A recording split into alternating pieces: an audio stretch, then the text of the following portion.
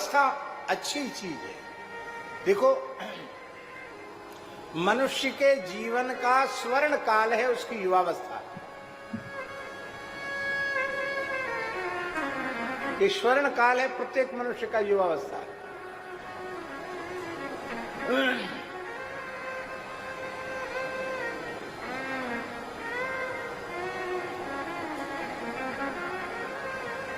मोटे तौर पर हम कहें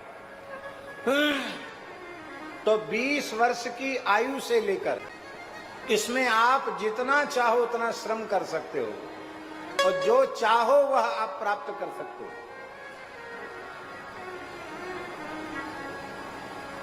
साधन में युवावस्था को लगा दो तो भगवान मिल जाएंगे। परम श्रद्धेय पूज्य श्री घनश्याम ठाकुर जी ने अपनी युवावस्था साधन में समर्पित की, संतों के अनुगत्य में रहकर भगवत साक्षात्कार प्राप्त किया। पूज्य श्री वेणुमंद कुंजवाले महाराज जी ने अपनी युवावस्था साधन में अर्पित की, भगवत साक्षात्कार प्राप्त किया। पूज्य सद्गुरुदेव भक्तमाली जी ने 18-19 वर्ष की आयु में काशी में गृह त्याग किया, अपनी युवावस्था साधन में अर्पित की, भगवत साक्षात्कार प्राप्त किया। विद्या के लिए समर्पित कर दो, कला के लिए समर्पित कर दो, चाहे तप के लिए समर्पित कर दो, चाहे सेवा के लिए समर्पित कर दो। आप अपनी युवावस्था को जिस क्षेत्र में लगा देंगे वहीं आपको सर्वोच्च अवस्था प्राप्त हो जाएगी। ईमानदारी से आप उसको लगाएं।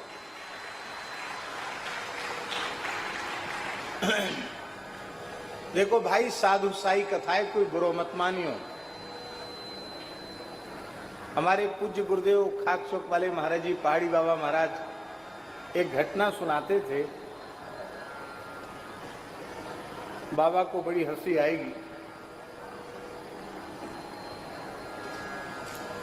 हंसने जैसी बात है नहीं, बात बड़ी गहराई की है। महाराज जी उस काल में पैदल घूमते थे, तो ये विंध्याचल क्षेत्र जो है, इसी विंध्याचल क्षेत्र में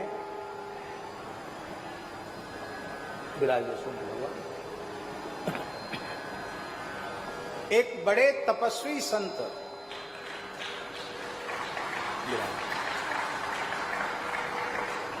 सिद्ध कोटि के संत विराजते थे। कि विंध्याचल क्षेत्र की बात है और अनेक साधक, अनेक संत उस क्षेत्र से जो भी गुजरने वाले होते वो उन तपसी जी का दर्शन जरूर करते थे। और ऐसे सिद्ध पुरुष थे वो कि सभी मत संप्रदाय के लोग उनके पास जाते थे और किसी अधिकारी को वे कुछ न कुछ साधन जरूर बताते थे। जिज्ञासु के ऊपर कृपा अवश्य करते थे। महाराज जी कहते कि हम लोग उन संत जी के पास कुछ माताएं बैठी थी और भक्त लोग भी बैठे थे। गांव की 2-3 माताएं थीं और वो माताएं कहने लगीं कि आप कितने सिद्ध पुरुष हो इस क्षेत्र के कि हम सब आपको भगवान के जैसा मानते हैं और साधुओं में कैसे कैसे ऊट पटांग लोग घुसे हुए हैं।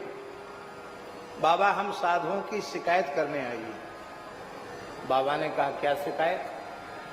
बोले, हम लोग कुआं पर पानी भर रही थी और कुछ साधु बाबा यहाँ से त्यागी तपस्वी निकल रहे थे, तो वो आपस में बातचीत कर रहे थे। क्या कर रहे थे? बोले, वो कह रहे थे अगली को छोड़ और पिछली को छोड़, बीच वाली को धर रगड़।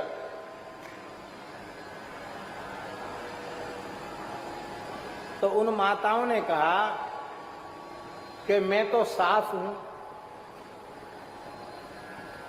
और जो दूसरी है वो भी हमारी जिठानी लगती है, वो भी बड़ी बूढ़ी, हमारी बहू बीच में थी, वो जवान। तो इतना खराब लगा हमको। बाबा 1000 गाली दी हमने, और बाबा जियों को कोई परवाह नहीं, वो तो कहते हुए चले गए। क्या कहा साधुओं ने? अगली छोड़ और पिछली छोड़, बीच की को धर रगड़। तो महाराज जी कहते हमने यही सत्संग सुना उन संत का। उन संत ने कहा कि तुमने संतों के वचनों में अपनी वासना वासित वृत्ति लगाई और ये बहुत बड़ा अपराध किया, ये ठीक नहीं है। उनको तुम लोगों से कोई लेना देना नहीं। वो संत बातचीत कर रहे थे। क्या बातचीत कर रहे थे? शिष्य के पूछने पर वयोवृद्ध संत कह रहे थे कि अगली छोड़, अगली माने बाल्यावस्था छोड़ो, खेलने कूदने में चली गई, और पिछली छोड़, पिछली वृद्धावस्था भी छोड़ दो, क्योंकि वो भी पराधीन होकर के जाने वाली है, शरीर में आसक्ति हो जाएगी। केवल बीच की युवावस्था है, उसको साधन में धर रगड़ो। पर तुमने संत की वाणी को गलत अर्थ लगाकर अपने ऊपर ले लिया और इसलिए तुमने संतों का अपराध किया। अब संतों से क्षमा मांगो। महाराज जी कहते थे विलक्षण घटना थी, जो संत अगली छोड़ पिछली छोड़ बीचड़ी को धर रगड़, वो भी वहीं बैठे थे। और उन संतों ने कहा बाबा सच्ची बात है, हमें तो पता ही नहीं था कि यहाँ कोई माताएं खड़ी होकर पानी भर रही हैं, हम तो अपनी बातचीत करते जा रहे थे। तो ये बहुत बड़ी चीज है, बीच की को धर रगड़। ये बीच वाली अवस्था ही मनुष्य के जीवन का स्वर्ण काल है।